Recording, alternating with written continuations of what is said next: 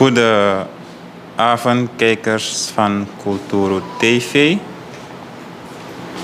Ik heet u van harte welkom bij deze live uitzending. Het is vandaag vrijdag 18 augustus. En zoals u kunt zien hebben wij enkele instrumenten in beeld. Vandaag praten we met de heer Bennie Miranda. We hebben eerder op de dag gesproken met een andere gast. En nu is het de beurt aan de heer Bennie Miranda, die op persoonlijke titel met ons zal praten.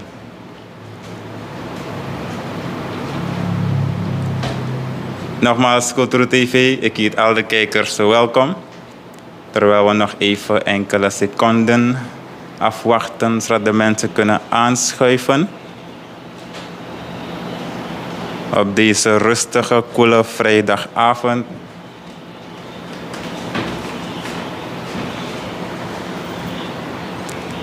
De heer Bennie Miranda zal vandaag op persoonlijke titel praten.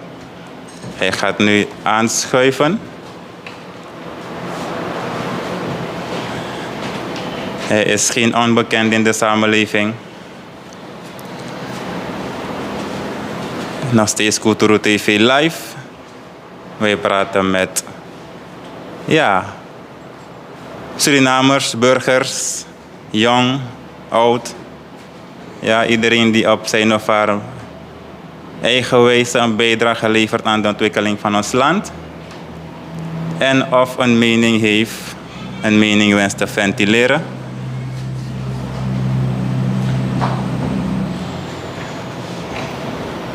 Heer Miranda. Bennie Miranda op bezoek vandaag, nog steeds Culturu TV. Fijn gaan je schrijven. Ja, alles lekker. Alles prima met mij. Ik hoop met jou ook alles oké. Dus het land, de situatie. Het gaat een beetje minder goed met het land, maar met mij, met de gezondheid en met mijn naasten gaat alles prima met de naam van God. Ja. En zoals ik in de intro heb aangegeven, hebben we vandaag voor een andere locatie gekozen. Ja, wat instrumenten op de achtergrond. Hey Miranda, je na pokoma ook doorleg van Wasabi.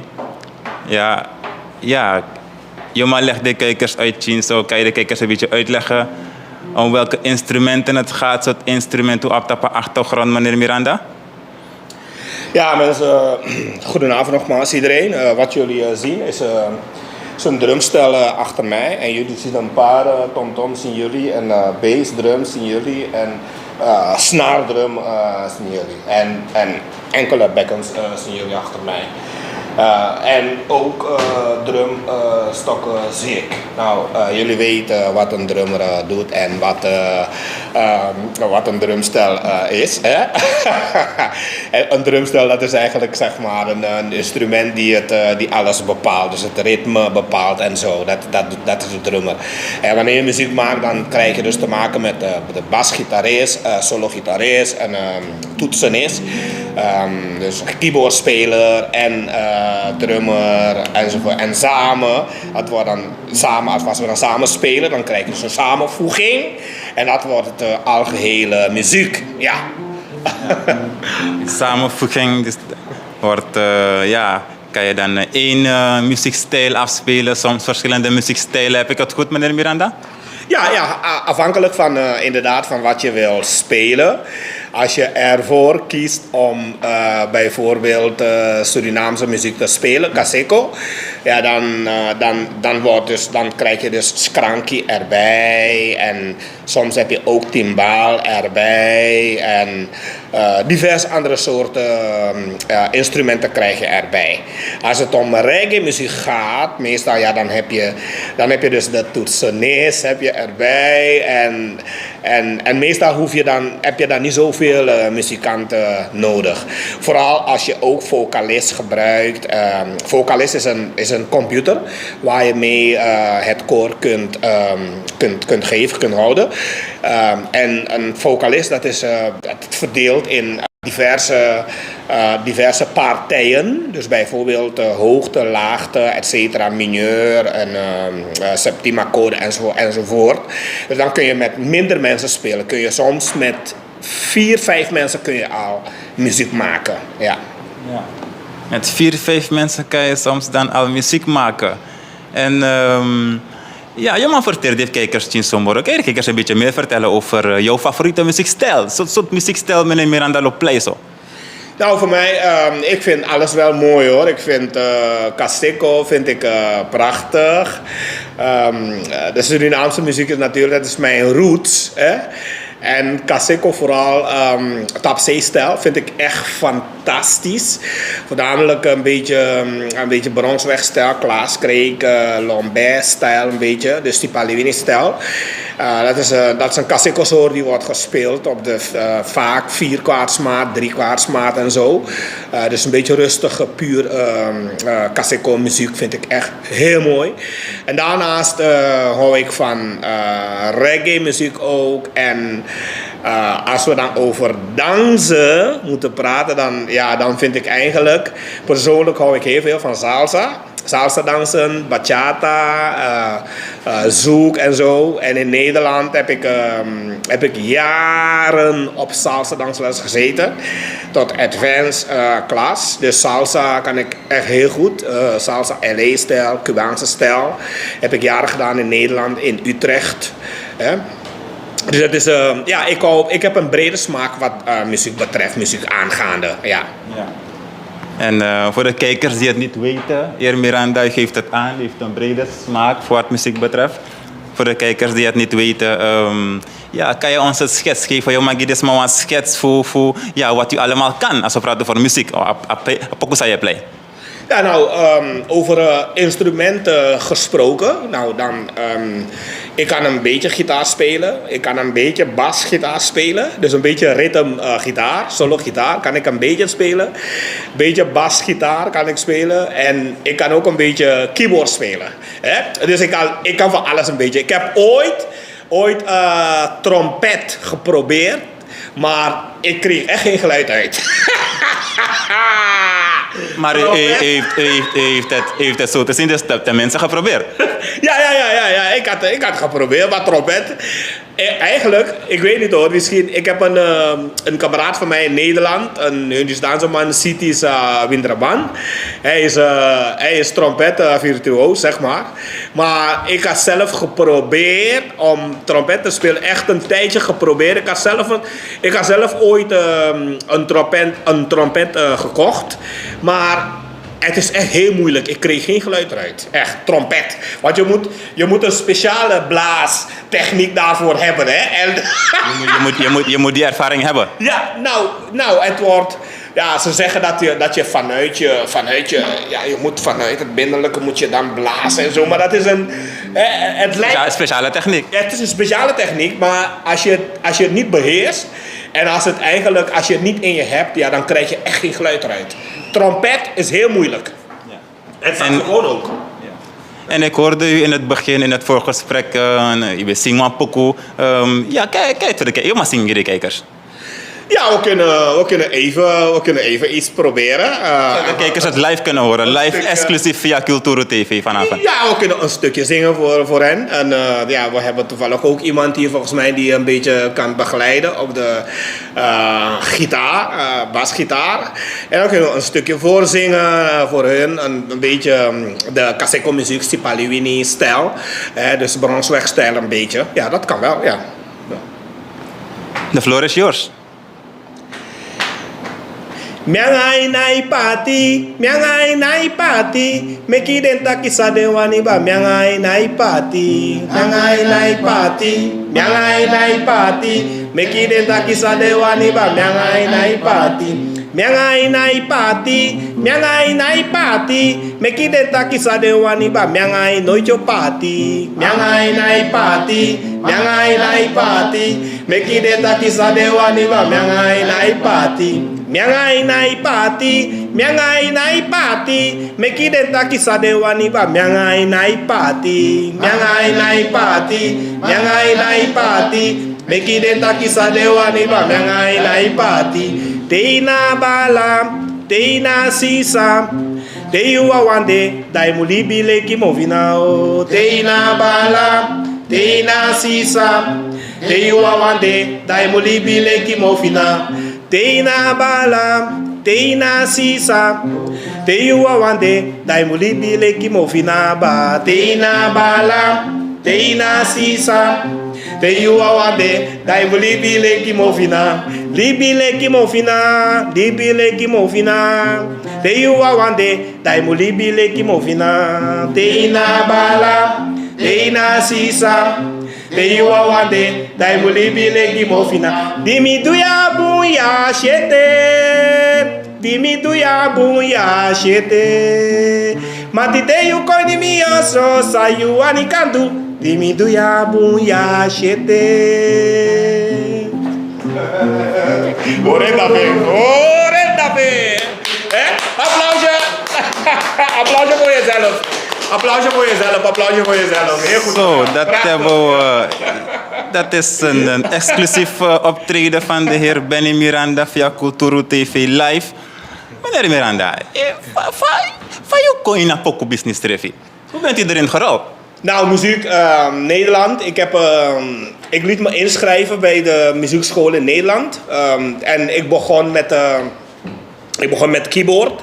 Keyboard spelen daar in Nederland. Ik heb dat een tijdje gedaan. Toen schakelde ik over naar gitaar. En zo heb ik een beetje gitaar leren spelen op de muziekschool en keyboard. Ik had daar een muziekleraar die mij een beetje les gaf en zo. En op een gegeven moment begon ik ook een beetje te zingen. Want als je een instrument speelt, dan is het ook gemakkelijker om te zingen. Hè? Omdat je dan het akkoord dan beter begrijpt.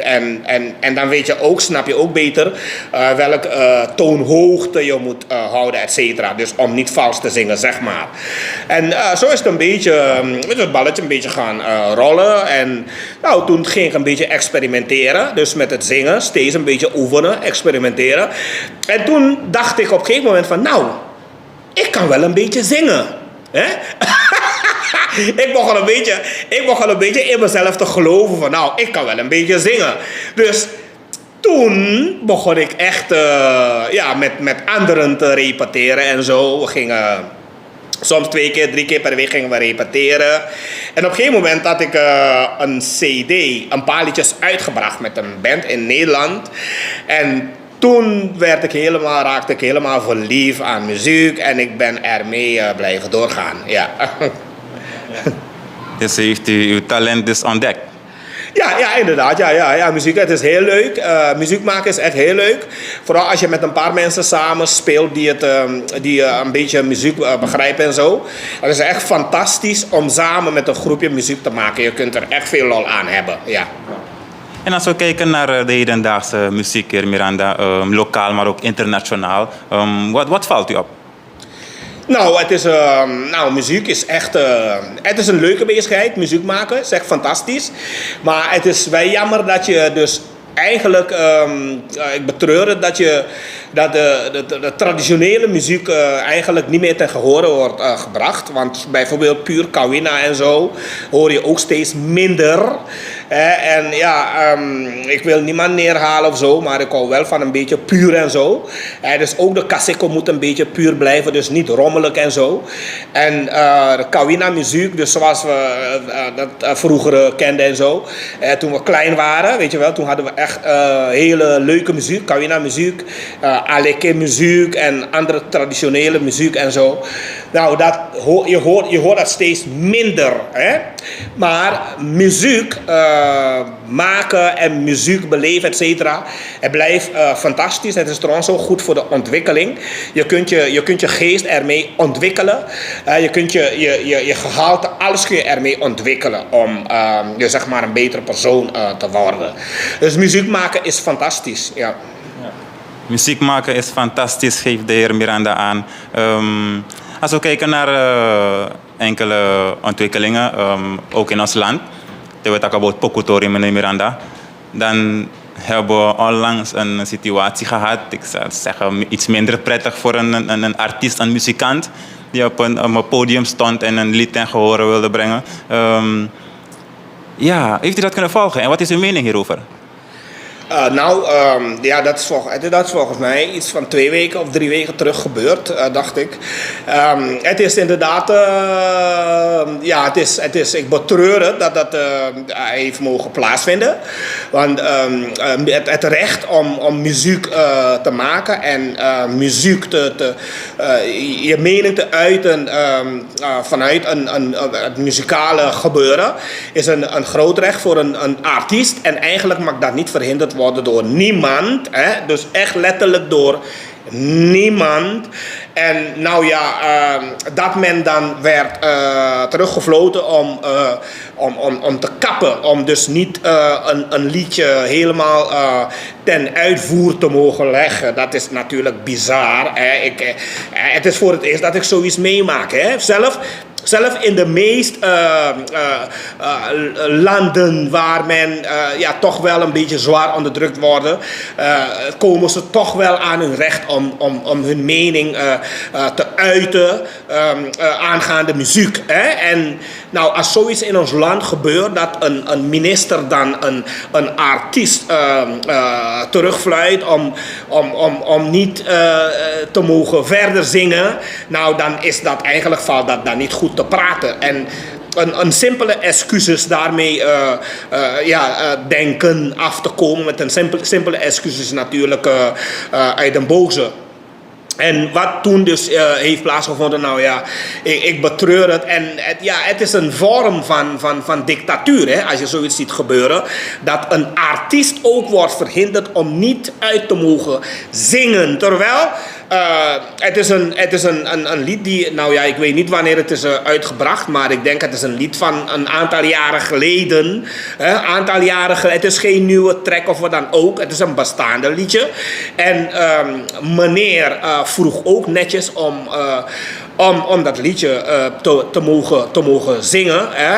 En dat hij dan werd gestopt op zo'n manier.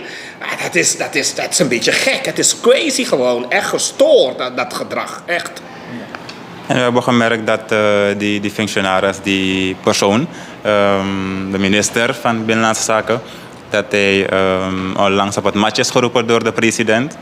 De president Santoki. De meningen zijn verdeeld. Een deel van het publiek, als we de comments bekijken, de reacties, geeft aan dat de president goed heeft gehandeld. Een ander deel is het weer niet eens, geeft aan dat de president ook bij andere gevallen ook zo moest handelen. Wat is uw mening over de aanpak van de president in deze case? Nou, met betrekking tot uw vraag aangaande de reacties van de president.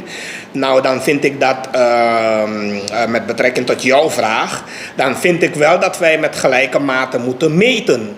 Want het beperken, ofwel enige beperking opleggen om iemand niet te mogen uitzingen.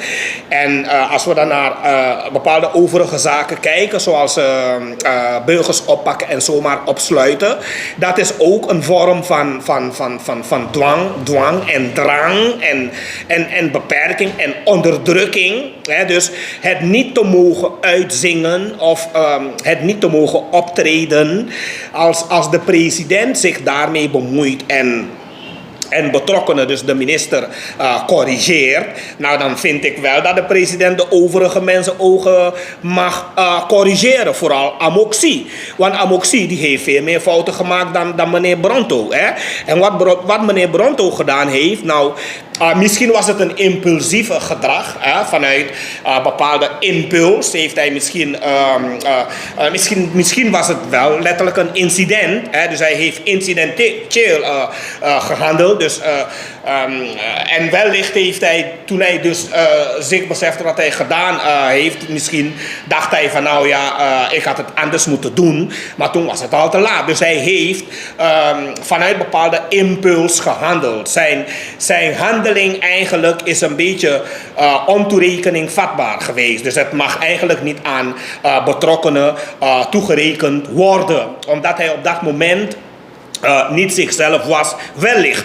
En niet weet wat hij dus gedaan heeft. En later pas tot het besef kwam van dat hij verkeerd heeft gehandeld. En dat is dan een handeling die, ik weet niet wat hem heeft bewogen om zulke handeling ten uitvoer te leggen. Maar wellicht dat hij dus misschien iemand een pleziertje wou doen. Want misschien dacht hij van wat gebeurt er nou? Ik zet mijn overigen ten schande. Ik moet het stoppen. Hè? En misschien vanuit bepaalde gedachten om anderen een pleziertje te doen, heeft hij zo gehandeld. En dat is, ik betreur het. Het is niet goed geweest. Hij heeft helemaal verkeerd gehandeld. En als de president dan optreedt om de heer Bronto te corrigeren, dan zou ik zeggen dat de president ook de overige mensen mag corrigeren. Vooral als we denken aan zaken, de case Assawini, daar ook heeft de minister van Justitie, Amoxie, omvangrijke fouten gemaakt, proceduresfouten, gerechtelijke procedurefouten, verdragen geschonden, etc. Hij heeft helemaal geheel onrechtmatige handelingen ten uitvoer gelegd en uitgevoerd, voltooid. Dus het is eigenlijk, zou de minister Amoxie, hij had dan eigenlijk moeten opstappen voor zijn fouten. Maar ik heb de president hem niet horen corrigeren. Terwijl die fouten van Amoxie veel erger zijn dan wat Bronto gedaan heeft. Dus als we dan gaan tellen van 2 plus 2 is 4 en 1 plus 1 is 2... Nou, dan zou ik zeggen, met betrekking tot gelijke behandeling, iedereen gelijk behandelen. Vooral Justitia heeft een weegschaal en we moeten, als we 1 kilo links zetten, moeten we ook 1 kilo rechts zetten. Dus als we Bronto corrigeren, ook terecht trouwens, maar meneer Amoxie, die mag ook gecorrigeerd worden. Want hij doet zoveel onzin buiten de wet. Ook ik heb het mogen meemaken. Zomaar aangehouden, ten laste gelegd, staatsgevaarlijk, ordeverstoring en volksgezondheid in gevaar gebracht, etc. Allemaal leugens. Niets kon Amoxie bewijzen. Nada, niets. En Amoxie heeft geen enkele berisping gehad van de president. Geen enkele correctie gehad van de president. Helemaal niets. Dus die Amoxie, hij denkt dat hij onschendbaar is. En hij kan op dezelfde voeten gewoon doorgaan met onrechtmatige handelingen jegens de burgers. En dat is heel gevaarlijk. Want een burger, zijn of haar leven, iemand arresteren zonder GVO, gerechtelijke onderzoek en zonder zwaarwichtige gronden en dan opsluiten en een week later vrijlaten zonder enig schadevergoeding, terwijl verdachte dan duizenden US heeft betaald voor advocatenkosten, etc. En hier krijg je geen schadevergoeding, nada. Nou, dat betekent dat de minister eigenlijk Amoxie veel meer schade heeft verricht, heeft uitgevoerd, al dan niet met opzet. En ik denk wel met opzet, met voorbedachte raden. Heel veel schade heeft verricht aan het adres van diverse burgers die meermalen zijn gearresteerd, aangehouden, opgesloten met leugens, met verzinsels. Ik heb de president Amoxie nooit horen corrigeren. Dus eigenlijk dat verklaart, dat impliceert dat dan eigenlijk de president dan achter de ideologie van Amoxie staat. Van klopt het nou of klopt het niet? Goed zo, goed gedaan. Je moet ze een lesje leren. En dat is dan geen democratie. Dus als de president Bronto corrigeert, ik zou zeggen, graag ook Amoxie corrigeren, want die snapt er helemaal niets van. Hij kent de wetten niet, de procedures niet, de verdragen niet. Hij begrijpt het helemaal niet. Kunnen we concluderen aan de hand van hetgeen u aangeeft, heer Miranda, concluderen dat u van mening bent, dat u geeft aan dat de president dus met 2 maten meet. Kunnen we dat concluderen? Nou, de conclusie luidt dat als Bronto gecorrigeerd wordt. Nou, Bronto heeft inderdaad een foutje gemaakt. Nou, en het is simpel. Waarom wordt Amoxie niet gecorrigeerd? En waarom werd Amoxie niet gecorrigeerd? Want Amoxie heeft veel meer fouten gemaakt dan Bronto. Dus als de president Bronto corrigeert, dan mag de president ook Amoxie corrigeren. Dat is toch simpel? Dus de president mag zijn werk doen, maar hij mag niet met 2 maten meten. Dus als de president Bronto corrigeert, dan mag de president ook Amoxie corrigeren. Want Amoxie heeft letterlijk veel meer fouten gemaakt dan Bronto. Amoxie heeft zo vaak mensen opgesloten zonder bewijzen. En nooit zijn excuses aangeboden. Ik heb het ook meegemaakt.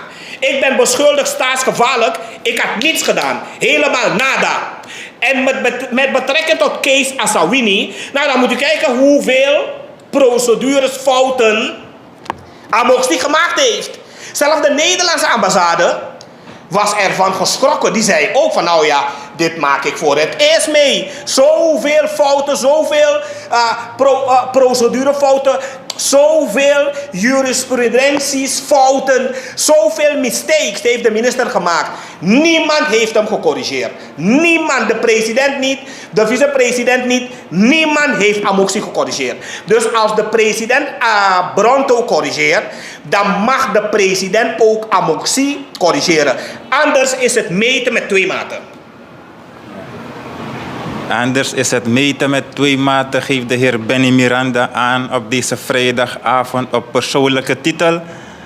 Heer Miranda, we hebben ook een ander moment gehad, laat ik het goed zeggen. De vicepresident heeft ook enkele uitspraken gedaan, niet zo lang geleden, op het podium.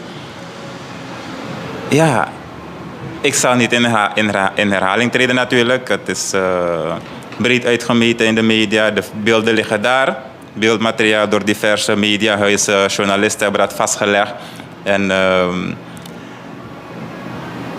beeldmateriaal. Live opgenomen beeldmateriaal, vastgelegd door cameramannen, telefoons, allerlei toestellen, heer Miranda. De technologie die is vergevorderd in 2023. Er is genoeg beeldmateriaal vastgelegd waar de vicepresident enkele uitspraken doet op het podium.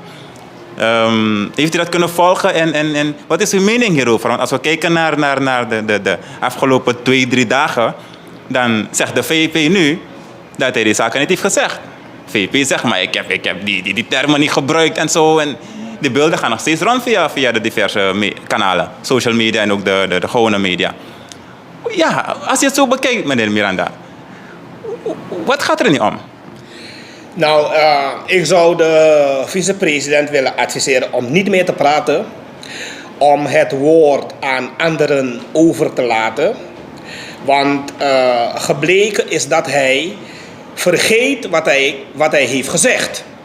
En tijdens het uiten van bepaalde uitspraken moet de vicepresident wel realiseren dat hij zijn woorden wel natuurlijk worden gecontroleerd. En er zijn geen geintjes.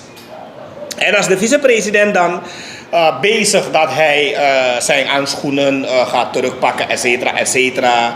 En dat hij lid van de Jungle Commando is of was. En dat hij dat dan dat hij zo weer zijn handschoenen kan terugpakken, et cetera.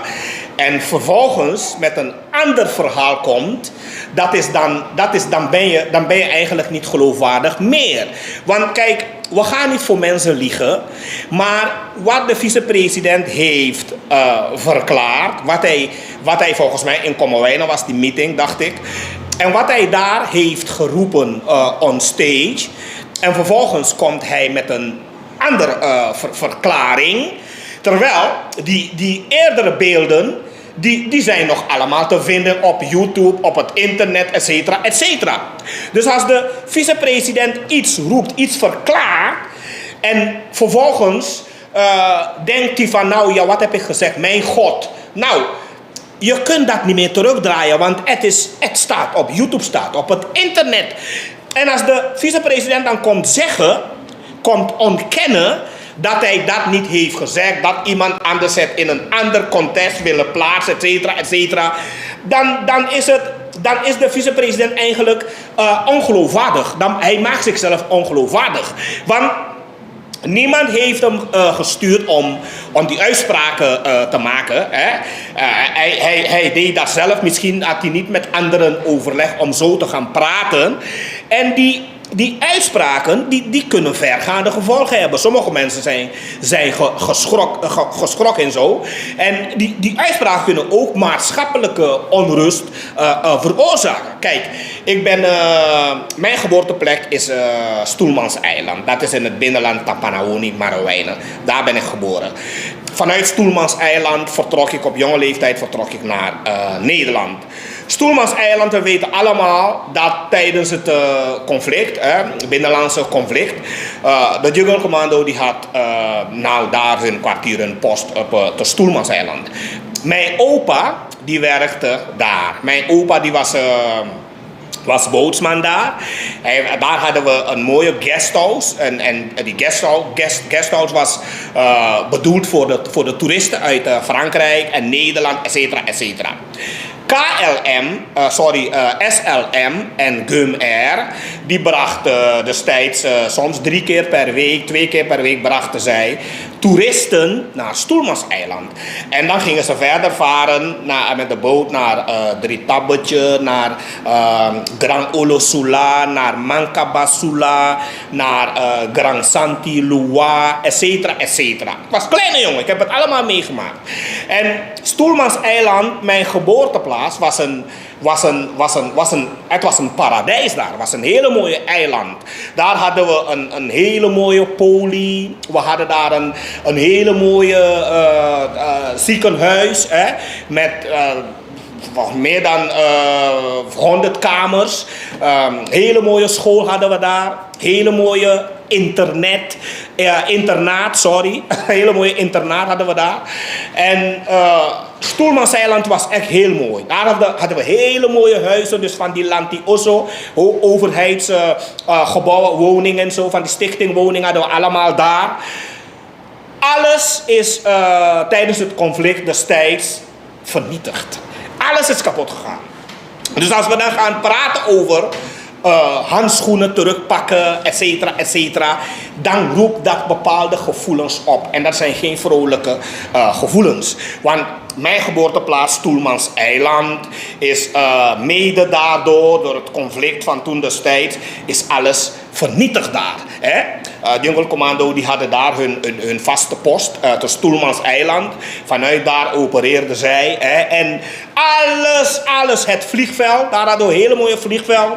Guesthouse, internaat, ziekenhuis, poli. Alles is daar kapot gemaakt op Stoelmanseiland. Dus als we dan nu gaan praten over handschoenen terugpakken, et cetera. Nou ja, ik zeg liever niet. Want het is geen mooie herinnering om terug te denken aan wat wij toen destijds hadden meegemaakt. En Stoelmanseiland is nog steeds een kapotte parnassie gebleven. Nooit heeft een van hen gezegd van nou ja, laten we even daar naartoe gaan om te kijken hoe het met Stoelmanseiland gaat. Of wat wij daar kunnen realiseren voor Stoelmanseiland. Nooit. Dus Stoelmanseiland is helemaal vernietigd, kapot gemaakt. En als we nu gaan praten over handschoenen terugpakken, nou ja, dat heb ik liever niet. Ik wil dat liever niet. Handschoenen niet terugpakken, geen problemen, geen geweld, liever niet. Geen problemen, geen geweld, liever niet, zegt de heer Miranda. Het is geen prettige herinnering als ik zo naar u luister. En we hebben gemerkt dat de uitspraken van de VP ook bij andere burgers, ook andere mensen die daar hebben gewoond, daar hebben geleefd, mensen die de situatie hebben meegemaakt, de hele Jungle Commando situatie. Ja, die geven ook een reactie via de diverse kanalen. En ja, men is bezorgd. Men maakt zich zorgen omtrent die situatie, die uitspraken. Ja, ongezonde zaak? Ja, nou kijk, het is wat ik net zei. Dat ik denk dat de VP, hij moet een beetje minder praten, denk ik. Het is beter voor hem om niet te praten. Of misschien moet hij andere mensen vragen om voor hem te praten. Hè? Of, Woordvoerder? ja, hij moet andere mensen vragen om voor hem te praten. Want hij zegt heel veel dingen en later komt hij erop terug. En dan gaat hij ontkennen dat hij dat niet heeft gezegd. Hij heeft duidelijk gezegd dat hij handschoenen gaat pakken. En dat hij de baas was van de Jungle Commando. En ja, dat alles is op YouTube te vinden. Dus als de VP dan later komt zeggen dat hij dat niet heeft gezegd. Dat andere mensen dat in een ander context willen zetten, et cetera. Ja, dan staat de VP dan te liegen. Want alles wat hij heeft gezegd, wat hij eerder heeft gezegd, kunnen we zo bekijken, terugkijken op YouTube, et cetera, op Facebook. Dus de VP moet eerst nadenken voordat hij iets zegt. Hij moet zich beter laten adviseren voordat hij gaat praten. Want hij heeft het is niet alleen één keer gebeurd. Het gebeurt vaker dat hij dingen roept en later spijt van krijgt. En dat is niet goed. En denkt u dat de president of collega's binnen de politiek, misschien ook binnen zijn partij, denkt u dat de mensen om de VP heen hem misschien hierop kunnen wijzen? Denkt u dat?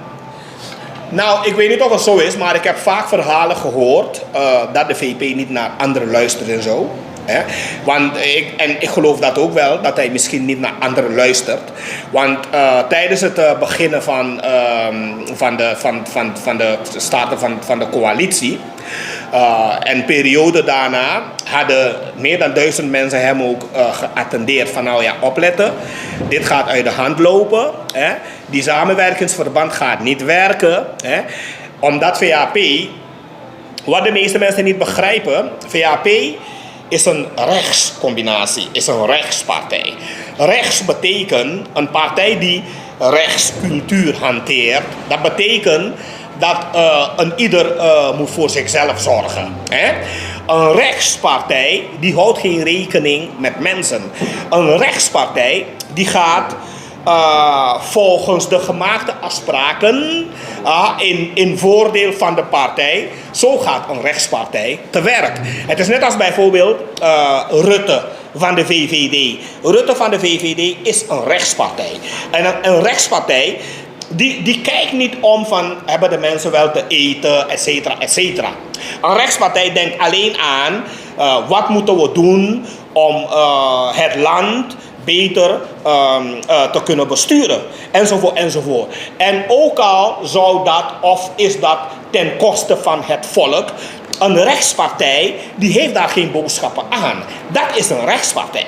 Dus en ABOP is een linkspartij. Een rechtspartij heeft eigenlijk minder sociale beleidsvorming. Een linkspartij. Je praat over de ideologie, hè? Ja, ideologie. Dus een linkspartij die heeft eigenlijk meer sociale beleidsvorming dan een rechtspartij. Bijvoorbeeld, de NDP is een linkspartij. BEP is een linkspartij, om maar even een naam te noemen. Sociaal bewogen? Ja, sociaal bewogen. NPS is ook een beetje links. Dus de overige partijen zijn linkspartij. Partiële Hoer is ook een linkspartij. Maar de VAP is een rechtspartij. Rechts betekent ook wel vooruitstreven, maar vooruitstreven in eigen voordeel. Dat is rechtspartij. En zoveel mensen hadden de ABOP gewaarschuwd, de ABOP-voorzitter gewaarschuwd om op te letten, om de stekker eruit te trekken, et cetera, et cetera. Maar de voorzitter, hij luisterde ook niet. Dus hij luistert naar niemand. De vicepresident. De vicepresident, maar Ja. ik wil even inhaken hierop. We hebben ook op bepaalde momenten, we hebben vaker gesproken met de heer Edward Belfort, Ja. het DNA-lid Belfort. Ja. Die praat vaker met ons en die geeft het ook aan, hetgeen u nu zegt. Ja, er zijn meerdere getuigen. Er zijn meerdere getuigen die aangeven dat de vicepresident niet luistert. Dus een hoop mensen hebben hem gewaarschuwd. En hadden hem ook gewaarschuwd een hele poos terug, sinds 2021. 2022 hadden heel veel mensen hem gewaarschuwd van hallo, oppassen, dit gaat verkeerd aflopen, trek de stekker eruit, et cetera, et cetera. Hij heeft nooit geluisterd. Hij luistert naar niemand. En recent toen hij doorheeft dat het helemaal fout gaat. Want ik had toen ook gewaarschuwd met betrekking tot de uitspraak van het constitutionele hof. Het hof kwam met een uitspraak met betrekking tot enige wijzigingen in de grondwet, de 2 artikelen. En de ABOP'ers dachten van nou ja, wij gaan niet meewerken in de DNA. Dus er komt dan geen meerderheid. Dus, wijziging van het kiesstelsel. Ja, juist ja. En dan aanpassing van die 2 artikelen in de grondwet. Dus hij dacht van nou ja, wij gaan niet meewerken in de DNA, dan is er niets aan de hand, dan kan de VP indien mogelijk gewoon president worden, dachten de ABOP'ers. Dus ze vergaten allemaal dat er ook een vorm van artikel 181 tussen haakjes bestaat. Dus door verwijzen naar een hogere raad, dus VVV, al waar de VHP een meerderheid heeft om daar dus alles te bepalen. Maar de ABOP'ers die dachten nou ja, wij gaan niet meewerken in de DNA, wij gaan niet voorstemmen, dan gaat het niet door. Het is geen goede wet, wij gaan niet meewerken, bla bla bla, dat dachten ze. Dus ze konden ook niet verder denken. En toen een vogeltje met een mooi liedje kwam van nou ja, VVV bestaat ook nog. En daar kunnen ze alsnog die 2 artikelen wijzigen. En dan kan jij het vergeten om ooit nog VP te worden, nog president. En toen werden ze wakker en toen kwamen ze uit met een voice. NDP moet meehelpen met een motie om de president naar huis te sturen. En nou ja, dan zeg ik van mijn God, wat zijn dit voor onprofessionele gozers? Wat zijn dit voor onprofessionele gasten? Je wist toch van tevoren dat eraan zat te komen. En zoveel mensen hadden ze gewaarschuwd van hallo, oplet, het gaat niet werken. U heeft het ook in interviews bij ons aangegeven. Ja, meermalen gezegd. Maar die man, omdat het probleem van de vicepresident, hij dacht alleen aan positie en zo. Dus hij dacht, wij van de ABOP, we hebben LOGB, we hebben NH, natuurlijke hulpbronnen, we hebben Grasalco, we hebben staatsolie, het Stuwmeerdam is onder ons beheer, we hebben goudordening, ik heb al 5 benoemd, en dan ook nog 5 ministers en 9 DNA-leden, nou dat is niet niets, dat is echt heel veel. Dus hij dacht, wij hebben zoveel posities, zoveel posten, we hebben heel veel macht, dacht hij. Maar VHP aan de andere kant, die zijn bezig met een juridische spel. En de ABOP'ers, die zijn niet zo ontwikkeld om juridische game te begrijpen. Dus wat gebeurde er nou dan? De VHP die kwam met een drievoudige juridische game. Dus via het constitutionele hof, via DNA en via VVV. Dus dat zijn de plannen van de VHP eigenlijk. Maar Triple threat. Ja, nou precies. Dus, en de ABOP die dacht dan van nou ja, en DNA, als we daar nee zeggen, dan is het gebeurd. Dan gebeurt er helemaal niets. Ik dacht van mijn God, wat zijn deze mensen, waar zijn ze mee bezig? En daarom had ik al altijd gezegd dat de ABOP, niets persoonlijk hoor, niets tegen hen, maar politiek zijn ze niet voldoende ontwikkeld om ons belang te beschermen. Ze kunnen ons niet beschermen. Ze zijn niet up-to-date. Up-to-date betekent ze weten te weinig. En ze lezen ook niet. Ze lezen nooit. En ze kennen de wetten en procedures kennen ze ook niet. Want bijvoorbeeld, recent hebben we ook gelezen over een aanhouding van de zoon van de vicepresident. Nou ja, justitie als er een strafbare feit gaande is, of als iemand, een verdachte, een strafbare feit heeft gepleegd, met betrekking tot een GVO, gerechtelijke vooronderzoek, dan gaat justitie zo'n zaak onderzoeken. En enkele maanden terug, misschien 2-3 maanden terug, lazen we over een graafmachine die zou zijn verdwenen te Albina. Van het politiebureau te Albina zou zijn ontvreemd. Dus gestolen vanuit daar, zeg maar. Nou, en zo'n case, justitie, die gaat dan natuurlijk de zaak een beetje bestuderen. De officier van justitie die gaat de zaak bestuderen. En zo'n case is natuurlijk heel anders dan wanneer je iemand beschuldigt dat hij staatsgevaarlijk is. Feit is, er was daar een graafmachine geparkeerd en die is verdwenen. Die is gestolen. Wie heeft dat gedaan? Nou, als betrokkenen erbij betrokken is en als zijn naam dan ook erbij genoemd wordt, etc. En als hij dan zelf te kennen geeft dat hij inderdaad er iets van af weet, etc. Nou, dan is dat een terechte aanhouding vanuit het Openbaar Ministerie. Want waar is de graafmachine? De graafmachine was daar geparkeerd om ernstige zaken te onderzoeken. En als een graafmachine, volgens mij een 250 of een grotere graafmachine zelf. Nou, een graafmachine heeft een hele grote motor en die moet je eerst starten om in te laden. Die kun je niet zomaar stilletjes inladen. Dus moet je starten en dan moet die op een trailer om vervoerd te worden. Nou, dat betekent dat als je 200 meter, 300 meter verder bent, geloof me, dan hoor je een 250 motor, hoor. Van een graafmachine. Dus die kun je niet stilletjes meenemen. Dus het is wellicht met voorbedachte raden geweest om die graafmachine te stelen. Of althans om te verduisteren. En ja, sommige mensen roepen van nou ja, wat is er aan de hand, etc. Maar met betrekking tot zulks vind ik dat het Openbaar Ministerie, we moeten het Openbaar Ministerie met rust laten om hun zaken te onderzoeken.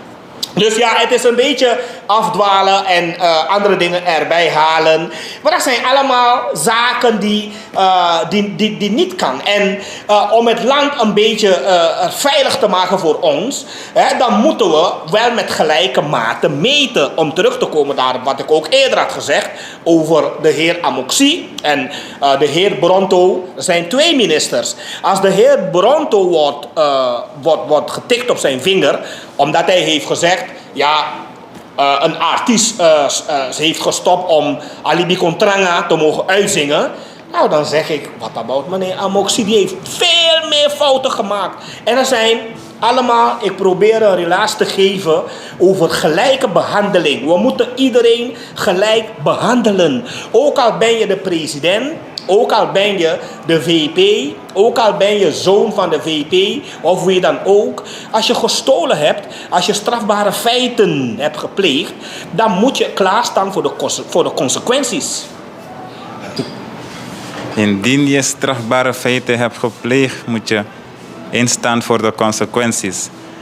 Hey Miranda, om even hierbij te blijven. De case zoals u heeft aangehaald, de aanhouding van de zoon van de vicepresident, de heer Pascal van Gene.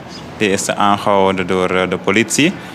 Als we dat bericht bekijken, er is een bericht gelanceerd, dan praat men over, zoals u aangaf, een verduistering van een graafmachine ter waarde van €249.500 bij het politiepost Albina.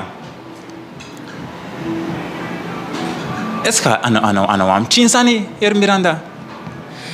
Nou ja, kijk, een graafmachine die, ik zei het net al. De zaak moet grondig onderzocht worden. Ja, nou, een graafmachine, kijk, het Openbaar Ministerie, de PG moet eens een keer ook gewoon normaal functioneren. De PG moet gewoon normaal functioneren ook een keer. En dat betekent ook dat de PG ook eens een keer niet alleen maar kleine mensen moeten lastigvallen en zo. Maar ook gewoon met gelijke mate meten. Het moet niet zo zijn dat wanneer eens een keer iemand een fiets steelt of iemand heeft in een winkel gestolen en die worden echt hardhandig gepakt en anderen doen ernstige zaken en die worden dan eigenlijk niet gepakt, zeg maar, of die worden dan met rust gelaten. En ja, natuurlijk, het is een verhaal en ja, we hadden het ook allemaal gelezen. Dat er werd ook gezegd dat het...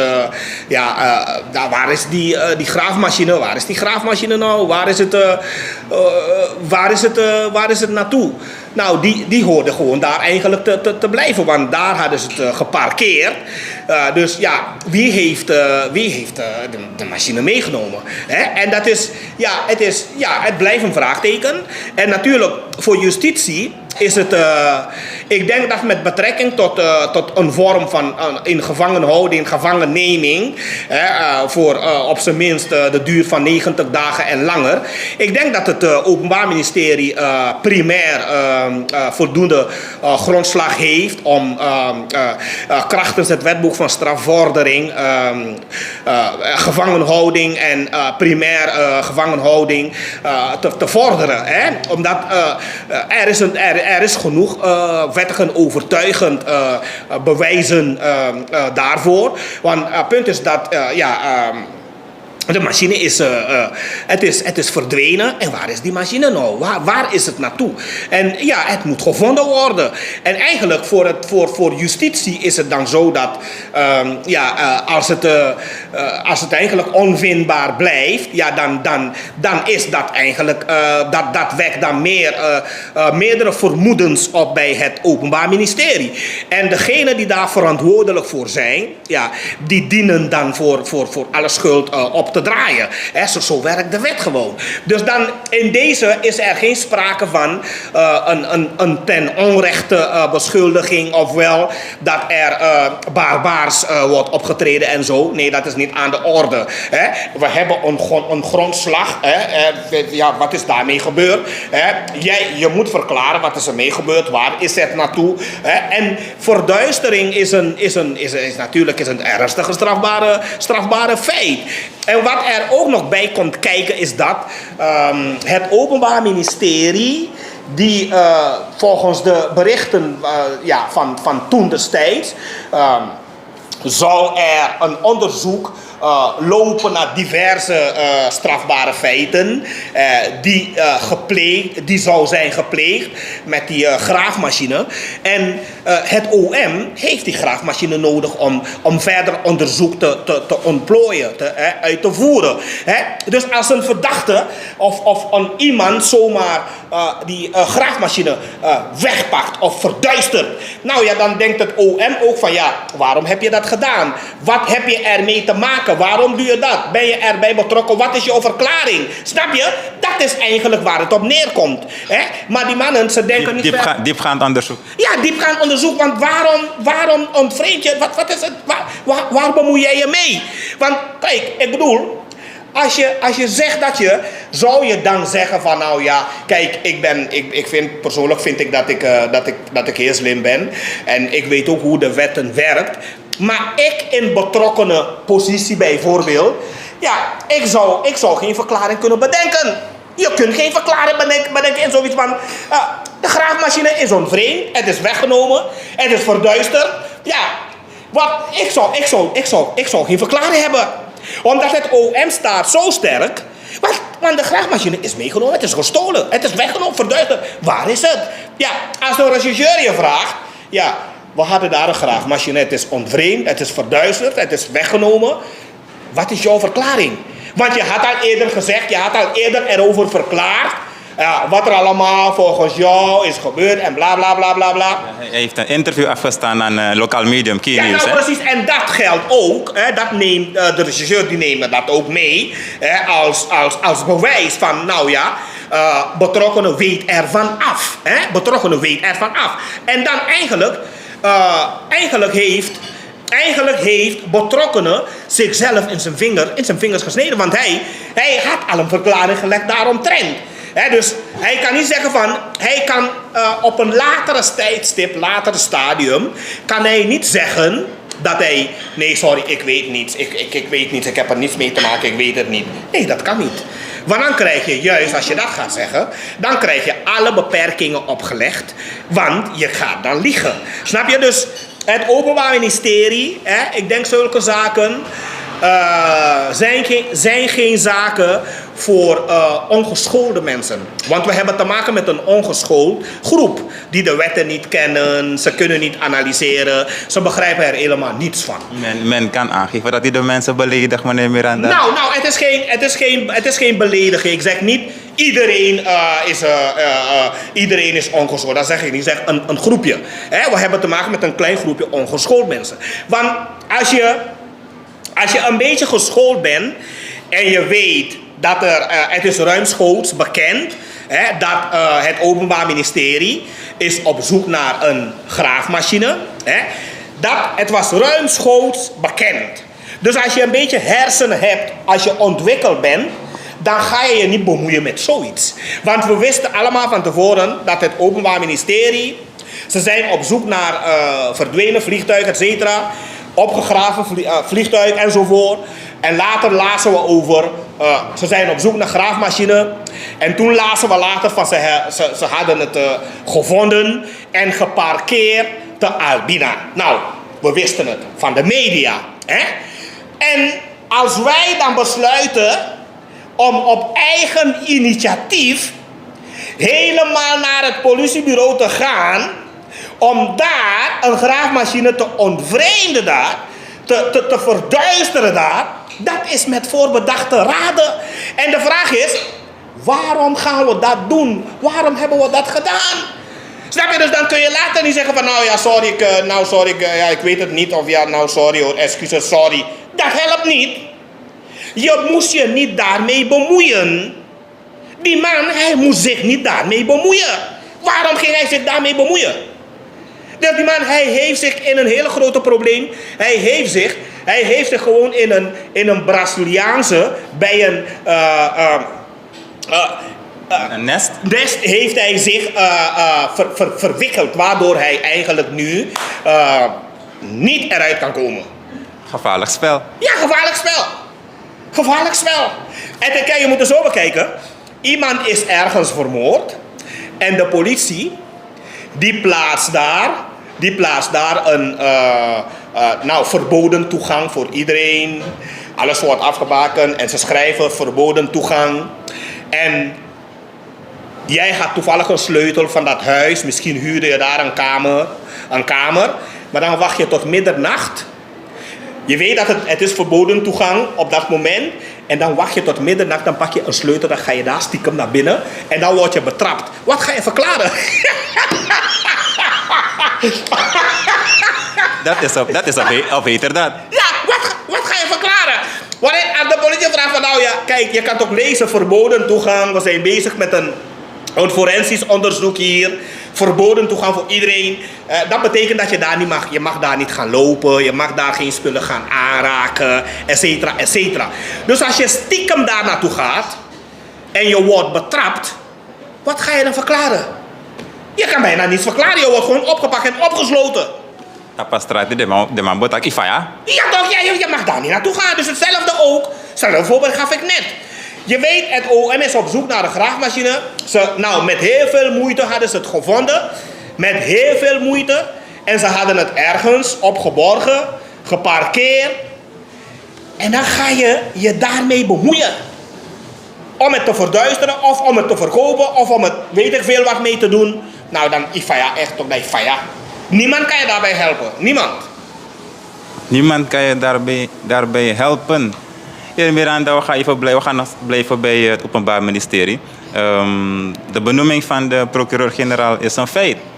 We hebben gemerkt dat er in aanloop naar dat moment diverse ontwikkelingen zich hebben voorgedaan. Als we de berichten volgen, dan was de ABOP, of is de ABOP niet zo happy met de benoeming van de procureur-generaal. De woordvoerder is ook uitgekomen van de ABOP. De vicepresident is onlangs ook uitgekomen. En vervolgens, na de benoeming en installatie van de procureur-generaal, hebben we gemerkt dat de VP Brunswijk, in een interview met een journalist, Carla Boetius, ja, dat hij enkele vragen moest aanhoren. Ja. Carla stelde hem enkele vragen en de vicepresident die... Ja, terwijl meneer Miranda even wat kan gebeuren, was hij live. Ja. Dus terwijl de journalist, mevrouw Carla Boetius, enkele vragen stelde aan de vicepresident, dan merkten we dat hij wegliep. De vicepresident liep weg, hij wilde de vragen op den duur niet meer beantwoorden, meneer Miranda. De meningen zijn verdeeld over de positie van de VP op dat moment. Hij heeft de beelden gezien. Wat vindt u van die situatie? Ja, nou kijk, met betrekking tot uw eerste vraag over mevrouw Paranzino. Ja. De procureur-generaal. Ja, de PG. Is het natuurlijk... aanvankelijk las ik en zag ik op FB dat de ABOP bezwaren hadden en dat de VP ook het niet goed vond. En vervolgens, later hoorde ik van dat alles wel oké zou zijn enzovoort enzovoort. Maar die benoeming is ook niet volgens de wetten geweest. Hè? Want het zou zijn geschieden alleen door de president en een kleine crew. En de ministers die waren er niet bij en een hoop andere mensen die waren er ook niet bij om het te bekrachten. Dus het is eigenlijk een beetje eenzijdig geweest. En volgens de geldende statuten, de geldende reglementen, horen er echt anderen erbij te zijn. Dus alle ministers, de DNA-leden enzovoort enzovoort. Want het gaat om de PG. En de PG die moet geheel onafhankelijk zijn. Hè? De PG, de baas van het Openbaar Ministerie, minister van Justitie, Politie, etc., moet geheel onafhankelijk zijn. En de ABOP, in het begin hadden ze bezwaar, ze vonden het niet goed. Ze zeiden van dan las ik over dat de PG... dat hij dan bijna 60 zou zijn, of volgens mij 60 plus of zo. En dat hij dan mevrouw Paraxing. Ja, te oud zou zijn, enzovoort, enzovoort. En dat vonden ze dan eigenlijk een beetje bezwaarlijk. Hè? Dus de geruchten deden ronde dat het eigenlijk niet door zou gaan. Dus waar het eigenlijk op neerkwam, is dat zij op zoek moesten gaan naar een andere kandidaat voor de PG. Want als waarnemend PG,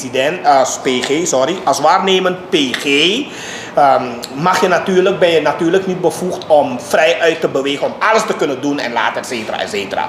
Want je bent nog niet benoemd. Hè? Dus de ABOP, in eerste instantie hadden ze bezwaar. Hè? De hele crew van de ABOP vonden het niet goed. En toen we hoorden, toen we het van de media vernamen dat het toch wel is geschieden, dat de PG benoemd is. Nou, toen hoorde ik daarna andere geluiden. Ook van de VP hoorde ik van ik weet niets. Ze hebben me niet op de hoogte gesteld. Ik wist helemaal niets, zei de VP. En de overige leden, die zeiden ook dat zij niets wisten. De president die geeft aan dat de ABOP op de hoogte was van de situatie. Ja, maar de VP die zei dat hij niets wist. Dat zei hij. Dat was dus zijn eerste reactie. Dat hij niets wist. Volgens mij was het na een RVM-meeting... had hij die reactie gegeven dat hij niets wist. Hè? En vervolgens zei hij dat ze zouden erover nadenken en ze zouden het bekijken, et cetera. Het was 80 tot 90% rond, hebben we begrepen. Ja, en later kwam dezelfde VP met een uitspraak. Ja, hij heeft de president gesproken en alles is oké, enzovoort. Dus toen dachten de mensen ook van, maar eerst vond je het niet goed, eerst had je bezwaar en nu is alles oké. Deze man, hij spreekt met verschillende talen, met verschillende tongen. Spreekt hij. Eerst niet goed, dan weer goed. Dan niet goed, dan weer goed. Ja, wat moeten we dan geloven? Als VP moet je eigenlijk, soms jouw ja-woord moet ja-woord blijven. Jouw nee-woord moet nee-woord blijven.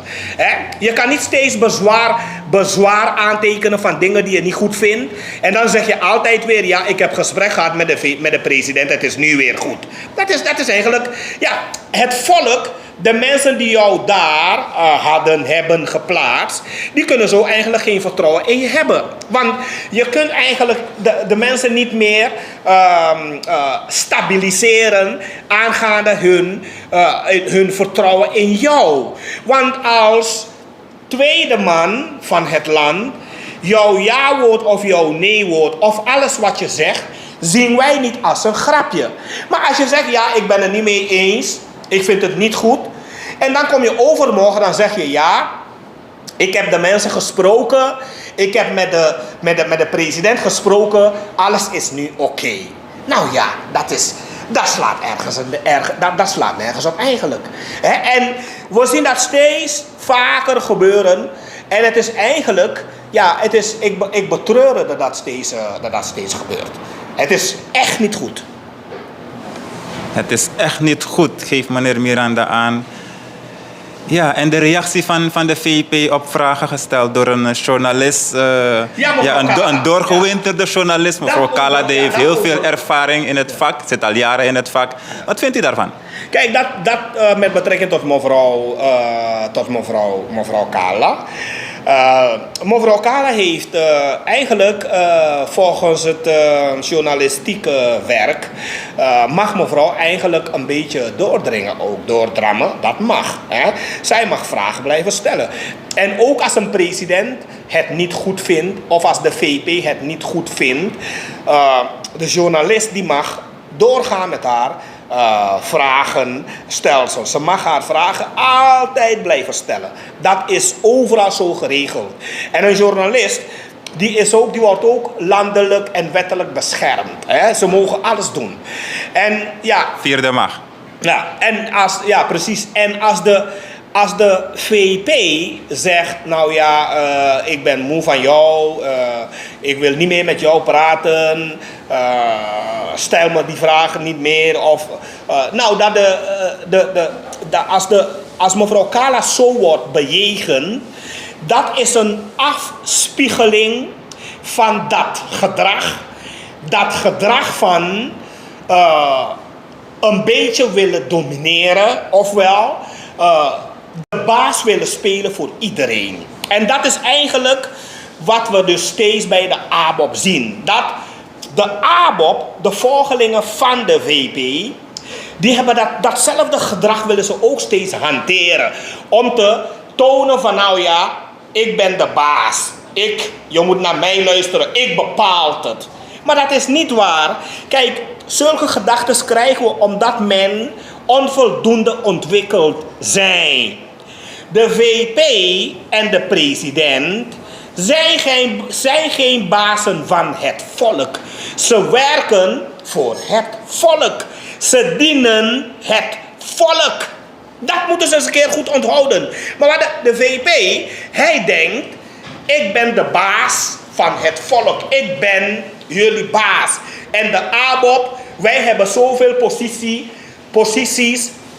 Wij zijn de baas van jullie. Dat is de ideologie van ABOP. En dat is natuurlijk bizar. Dat is krankzinnig om zo te denken. Waarom denk je dat een aantal ABOP'ers soms ook mensen bellen om het zwijgen op te leggen? Soms bellen ze, ik heb het vaak meegemaakt ook, dat ze mij opbellen om mij te zeggen van, ja Miranda, je praat veel, waarom praat je? Je moet niet praten, je moet met politiek stoppen, et cetera, et cetera. Omdat er is een groep ABOP'ers die denken dat omdat ze in de coalitie zitten en ze hebben VP-post en zoveel andere posten, denken ze in hun hersenen dat zij de baas zijn over iedereen. Dat denken ze. Maar dat is idioot, dat is niet waar. Jullie zijn niet de baas. Jullie zijn misschien de baas binnen jullie eigen partij of binnen jullie eigen kampen waar jullie met jullie mensen corresponderen, met jullie mensen communiceren. Daar zijn jullie de baas. Maar zodra jullie in de samenleving begeven of ergens anders of op sociale media, daar zijn jullie niet de baas. Soms willen ze zelfs op sociale media willen ze soms zelf de baas spelen. Sommige ABO'ers willen mensen het zwijgen opleggen op sociale media. Ik donder ze op. Ik sodemieter ze op.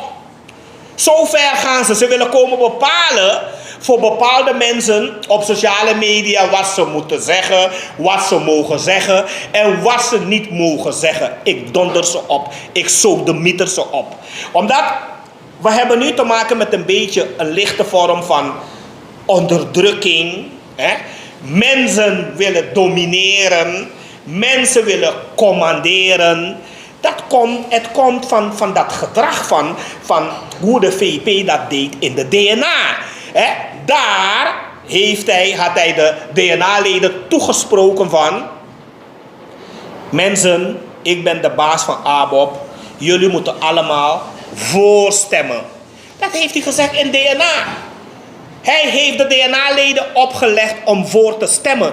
En de DNA-leden, die dachten van nou ja, oké, we dansen toch naar onze baas zijn pijpen. Dan gaan we allemaal voorstemmen.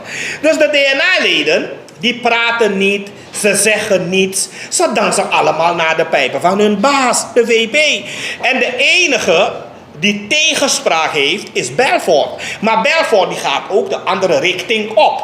Als Belfort mee zou participeren met de ABOP, 100% ABOP groep, dan zou Belfort ook geïntimideerd worden. Ik heb Belfort gevolgd vandaag ook nog tijdens een live uitzending van hem. Hij heeft duidelijk gezegd dat hij heeft verschrikkelijke dingen meegemaakt.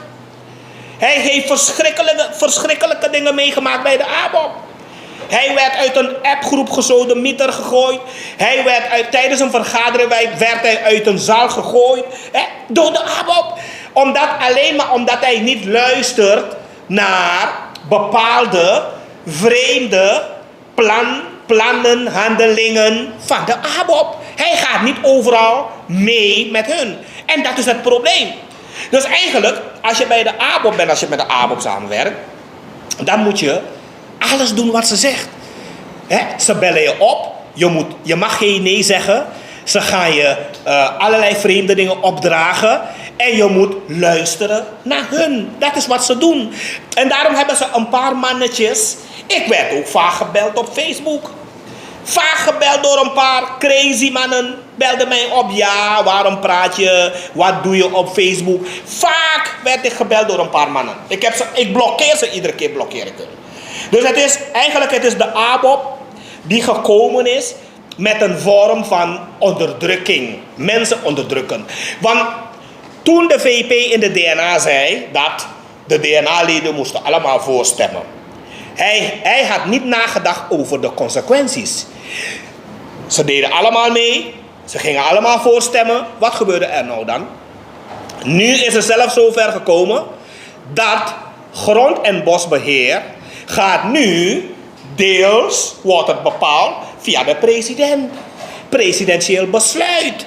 De VP die geeft aan dat hij niet op de hoogte is hiervan. Ja, dat heeft hij gezegd. Maar ja, dan weet ik niet waar hij is. Ik weet niet wat met hem aan de hand is. Maar zover zijn we nu. Dat de president nu deels bepaalt over grondbeleid. Terwijl ROGB, grond- en bosbeheer, valt onder de ABOP. Het is Waarom denkt dat de president dat doet? Nou, misschien vindt de president dat het een rotzooi is daar. Of dat het niet goed gaat. Of dat heel veel dingen niet goed verlopen en zo.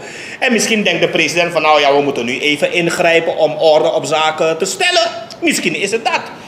Ik kan niet in zijn hersenen kijken om te weten wat hij precies denkt. Maar als de president nu claimt een hoeveelheid van procenten van ROGB toe-eigent, uithandig maakt van de ABOP, afpakt van de ABOP. En de vicepresident komt verklaren dat hij niets weet. Nou, de vicepresident moet nu echt eens een keer uitscheiden. Hij moet ophouden. De vicepresident Hij moet echt eens een keer ophouden om iedere keer te komen zeggen dat hij het niet weet. Hij weet het niet. Waarom bent u daar dan? Waarom bent u daar geplaatst? Waarom bent u daar? Het volk, en weet je wat het is? De ABOP heeft een achterban die eigenlijk... ik weet niet hoe ik ze moet betitelen. Maar het is een achterban die ook geen tegenwoord hebben. Ze hebben geen tegenwoord. Dus ze luisteren alleen maar naar hun VP, naar hun vicepresident, naar de leiders van de ABOP en klaar. Dus als de ABOP hun zegt... en dat had hij ook gezegd, van ja, jullie moeten rijst met water eten 5 jaren, want wij zijn voor 5 jaren gekozen. Dan zeggen ze, iya aboenje, iya aboen. Dan gaan we rijst met water eten 5 jaren. Dus de mensen zijn een soort slaven geworden. Ze zijn een soort slaven geworden van de ABOP. Dat is wat er gebeurt.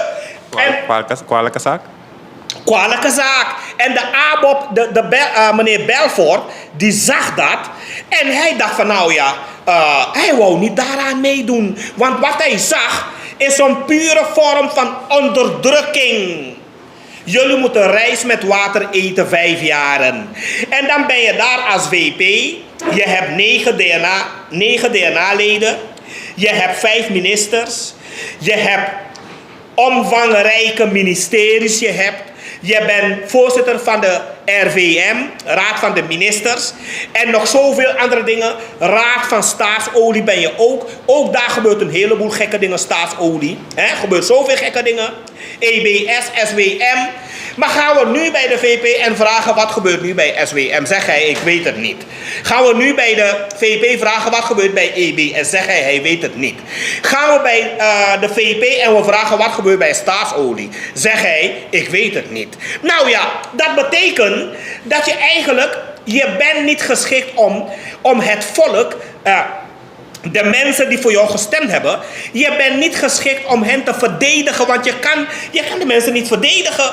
Nooit, weet je, als Belfort daar niet was, dan was ABOP helemaal een 0 geweest. Belfort is de enige persoon die alert is, die alles doorheeft. Belfort is de enige. Wie is de persoon die met Nieuwsberichten-schandaal kwam? Het is Belfort. En toen Belfort ermee kwam, toen werd Belfort uitgelachen. Wie is degene die met over centrale bank schandaal kwam? Het is Belfort, Bova en een paar anderen die daarmee uitkwamen van er gaan daar dingen fout. Sabako-project?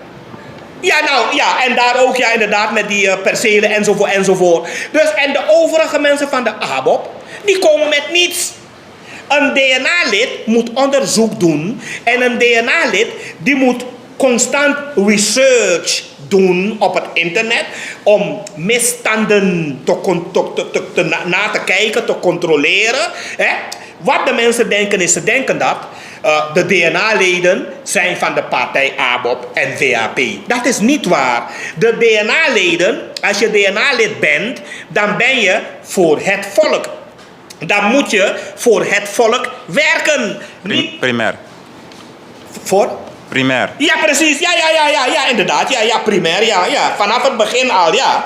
Dus en de grondslag, volgens de grondslag ook, moet je als DNA-lid altijd optreden voor het volk. Wat we bij de ABOP en de VAP doen, de DNA-leden die schuilen achter hun partijen. Ze zeggen niets en ze beschermen hun partijen. Terwijl de DNA-leden, die moeten opkomen voor het volk. Die moeten komen praten voor het volk. Die moeten het volk toespreken. Een DNA-lid die heeft eigenlijk niets te maken met de coalitie. Het zit ook in de naam, volksvertegenwoordigers. Ja, precies, volksvertegenwoordigers. Dat zijn ze maar dat begrijpen ze hier niet. Er zijn enkelen die het begrijpen daar in DNA. Maar de rest begrijpen het niet. Omdat een DNA-lid, ze moeten begrijpen dat een DNA-lid, je bent gekozen om het volk te helpen. Omdat als het volk daar niemand heeft, dan afvolk opina. En bijvoorbeeld, we krijgen olieverhogingen, benzineverhogingen, broodverhogingen, noem maar op. Zoveel verhogingen. Het zijn de DNA-leden die op moeten komen, die allemaal moeten zeggen, nee, dat is niet goed, dat gaat niet door.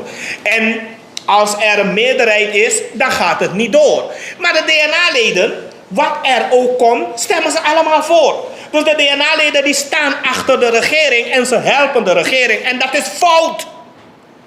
Dat is niet goed, het hoort niet zo. Maar een paar idioten, ze weten dat niet.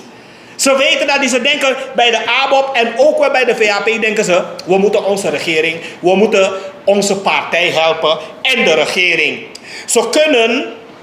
Ze snappen niet dat die taken zijn verdeeld. DNA-lid is DNA-lid, volksvertegenwoordiger. Jij gaat naar het parlement, DNA, om daar het volk te verdedigen.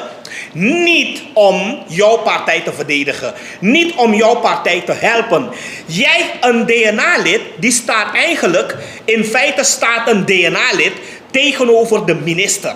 Een DNA-lid die staat tegenover de VP. Een DNA-lid die staat tegenover de president. Dat is een DNA-lid.